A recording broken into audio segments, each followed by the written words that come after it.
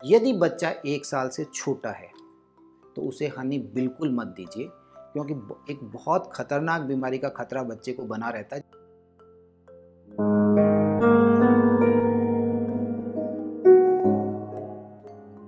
दोस्तों, आज के इस वीडियो में मैं आपके साथ 5 ऐसे फूड आइटम डिस्कस करूंगा जो हमें छोटे बच्चों को या तो बहुत देने नहीं है, या यदि आप दे रहे हैं तो उसकी पोर्शन साइज का बहुत ज़्यादा ध्यान रखना है, बहुत नियंत्रण के साथ देना है, क्योंकि यदि ये ज़्यादा मात्रा में शरीर में जाएंगे तो बॉडी को बहुत नुकसान पहुंचाएंगे। तो देखिए, इस लिस्ट में सबसे ऊपर जो मेरे नंबर 1 है वो है शुगर, मीठी चीज़ें। हम इंसान जो हैं, हम पैदाइशी मीठे को बहुत पसंद करते हैं। आपने कभी भी बच्चों को देखा होगा, आप यदि उन्हें मीठी चीज़ें देंगे तो वो पसंद करेंगे और वो उसकी तरफ अट्रैक्ट होते हैं, और बाद में उनकी डिमांड हर बार यही रहती है कि वो चीज़ हमारे को दी जाए। और ऐसी मीठी चीज़ें जो सडनली शुगर के लेवल को बढ़ा देती हैं ब्लड में, जैसे कोल्ड ड्रिंक्स हैं, फ्रूट का जूसेज हैं, फ्रूट ड्रिंक्स हैं। ये होता क्या है कि जैसे ही बच्चा इसको लेता है, पीता है, और ये एकदम से शुगर के लेवल को बढ़ाती हैं। अब ब्रेन को एक किक मिलती है, ये किक उन्हें बार बार फिर ड्राइव देती है कि ऐसी चीज़ को ज़्यादा से ज़्यादा लिया जाए, और इसके अंदर बॉडी के अंदर एक रोलर कोस्टर इफेक्ट आता है। जैसे ही सडनली शुगर का लेवल बढ़ा, उसे कम किया जाता है, कम करते फिर स्ट्रेस हार्मोन आते हैं, वो उसे फिर बढ़ाते हैं। तो इसे हम बोलते हैं roller coaster effect of sugar. ये ना तो बच्चे के शरीर के लिए अच्छा है, ना उसके दिमाग के लिए अच्छा है, उसकी आईक्यू परफॉर्मेंस, स्कूल परफॉर्मेंस, सभी चीज़ों के लिए बेकार है। तो जब आप बच्चे को कोल्ड ड्रिंक्स पिला रहे हैं, फ्रूट के जूसेस पिला रहे हैं, या ऐसी कोई भी चीज़ जो बच्चे के शुगर के लेवल को सडनली बढ़ा रही है, वो बच्चे के लिए बिल्कुल सही नहीं है। आप उस पर पूरा नियंत्रण रखें, पूरा ध्यान रखें कि बच्चा दिन में कितनी बार ले रहा है, सप्ताह में कितनी बार ले रहा है, महीने में कितनी बार ले रहा है।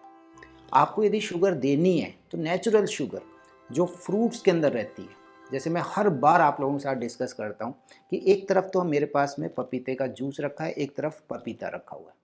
अब प्रेफरेंस क्या होनी चाहिए? मुझे पपीता खिलाना है बच्चे को। मेरे पास केले का जूस है, केला रखा हुआ है तो आप बनाना देना है। इसी तरह से सेब का जूस है, सेब रखा हुआ है तो सेब खिलाना है। तो यहाँ पर क्या होता है कि ये शुगर सडनली एकदम से लेवल नहीं बढ़ता है ब्लड के अंदर, इसे धीरे धीरे एब्जॉर्ब किया जाता है। फाइबर्स इसके साथ में अटैच रहते हैं, तो शुगर को सडनली ब्लड के अंदर बढ़ती नहीं है। तो इन चीज़ों का आप ध्यान रखें कि शुगर वाली जो ड्रिंक्स हैं, इनसे बच्चे को बचाइए। Number 2, salty things.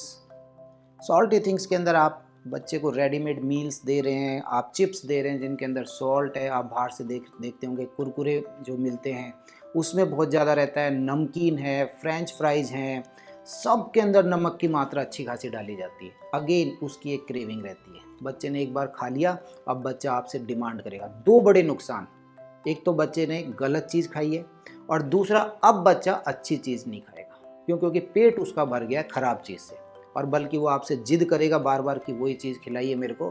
तो यहाँ जो शुरुआती साल है, शुरुआत के 2 साल, फर्स्ट 1000 डेज ऑफ लाइफ, जिसके अंदर मदर के वाले भी इंक्लूडेड होते हैं, जो गेस्टेशन पीरियड होता है, तो यहाँ पर ये इन सालों में हम बच्चे की फूड हैबिट्स को बनाते हैं।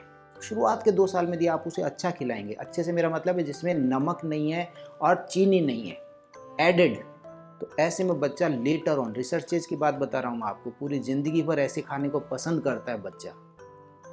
तो आपके लिए जो शुरू के 2 साल हैं बहुत इंपॉर्टेंट होते हैं। इसमें आप जो नमक वाली, जिसमें एडेड सॉल्ट डाला गया है केवल स्वाद बढ़ाने के लिए, वो बच्चे को नुकसान करता है।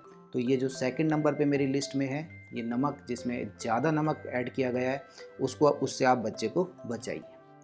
Number 3, saturated fats.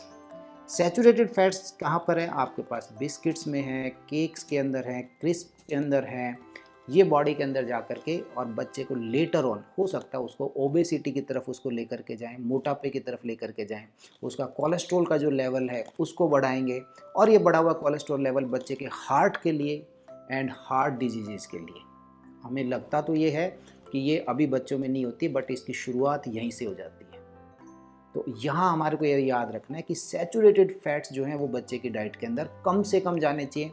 आप जब भी कोई फूड लेकर के आ रहे हैं तो प्लीज़ उसके लेबल को ज़रूर पढ़ें कि उस पर क्या लिखा हुआ है, सैचुरेटेड फैट्स कितने हैं। हमें पता होना चाहिए कि ओमेगा 3 फैट्स जो हैं वो बच्चे के लिए बहुत अच्छे रहते हैं। पॉली अनसैचुरेटेड फैट्स जो हैं दे आर वेरी गुड। तो आप लेबल को पढ़ना चालू कीजिए, पॉलीअनसैचुरेटेड फैट्स कैसे हैं, सैचुरेटेड फैट्स कैसे हैं, धीरे धीरे आपके लिए चीज़ें सब क्लियर हो जाएंगी। ओमेगा 3 फैट्स पे जोर दीजिए, वो बच्चे की बॉडी के लिए बहुत अच्छा है, स्किन के लिए बहुत अच्छा है, ब्रेन के लिए बहुत अच्छा है, आंतों के लिए बहुत अच्छा है। ओमेगा 3 फैट्स के बहुत अच्छे जो सोर्सेज हैं, आपके पास फ्लैक्स ऑयल में बहुत मिलता है, एग्स के अंदर मिल जाएगा, नट्स जो आपके पास में बादाम है, अखरोट है, इनमें बहुत अच्छा है। यदि आप लोगों के घर में मछली का चलन है तो फिशेज के अंदर बहुत अच्छा है। ये सिर्फ और सिर्फ अपने को केवल एक ज्ञान की बात है, हमें पता होना चाहिए कि मेरा बच्चा जो खा रहा है उससे उसकी बॉडी में मिल क्या रहा है। तो सैचुरेटेड फैट्स यदि ज़्यादा हैं आपके खाने के अंदर तो प्लीज़ हटाइए वहाँ से। नंबर 4, शहद, हनी। यस, बहुत बार मैं आप लोगों के साथ बात करता हूँ, यदि बच्चा 1 साल से छोटा है तो उसे हनी बिल्कुल मत दीजिए, क्योंकि एक बहुत खतरनाक बीमारी का खतरा बच्चे को बना रहता है जिसको हम बोलते हैं इन्फेंट बॉट्यूलिज्म। बच्चे को लकवा तक होने का खतरा रहता है, बच्चे की आंतें बहुत मैच्योर नहीं है कि इस बैक्टीरिया से लड़ सकें, और ऐसी स्थिति के अंदर यदि हनी दे दिया गया है, गलती से भी आप दे रहे हैं, तो वो उसको कोई एक बड़ा नुकसान उठाना पड़ सकता है। तो 1 साल के बाद आप बच्चे को हनी दे सकते हैं, लेकिन यहाँ पर भी मेरी एक पर्सनल ओपिनियन ये है कि आप प्लीज़ कंट्रोल्ड मैनर में दीजिए। हनी भी एक शुगर है और उसको दांतों से होने वाली डिजीज़ जो है उसका खतरा ऐसी स्थिति में बना हुआ है। तो आप दे सकते हैं हनी 1 साल के बाद, इसके अपने गुण भी बहुत हैं, लेकिन हमेशा बस वही बात आती है कि पोर्शन साइज़ कैसे है। मीठा है, बच्चा हनी को पसंद करेगा, मैं आज फिर बता रहा हूँ आपको, लेकिन कंट्रोल्ड मैनर में देना है। और 5वीं और लास्ट फूड आइटम जो मेरे इस लिस्ट में है वो हमारे पास आते हैं nuts and peanuts. Nuts and peanuts कौन से? होल।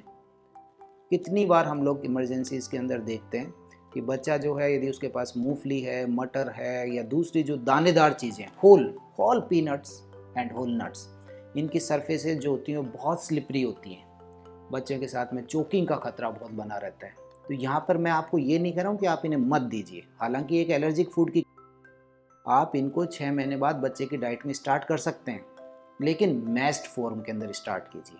अच्छे से पीस लिया है, ग्राइंड कर लिया है, जहाँ पर चोकिंग का खतरा नहीं है लेकिन एलर्जी का खतरा बना हुआ है। और यदि आपको ये लगता है कि बच्चे की फैमिली हिस्ट्री है एलर्जी के लिए, आपको लग रहा है कि आपके घर में ऐसा है कि हाँ भाई घर के फैमिली मेम्बर्स ने कभी बादाम खाया और उनको एलर्जी हो रही है, पेरेंट्स को उन्होंने ऐसा महसूस किया है पास्ट एक्सपीरियंस, तो बच्चे को देते समय बहुत कोशिश रहिए।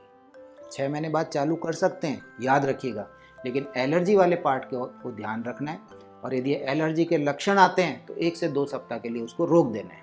लेकिन whole nuts and whole peanuts, इनको आप 4 से 5 साल तक बच्चे से दूर रखिए।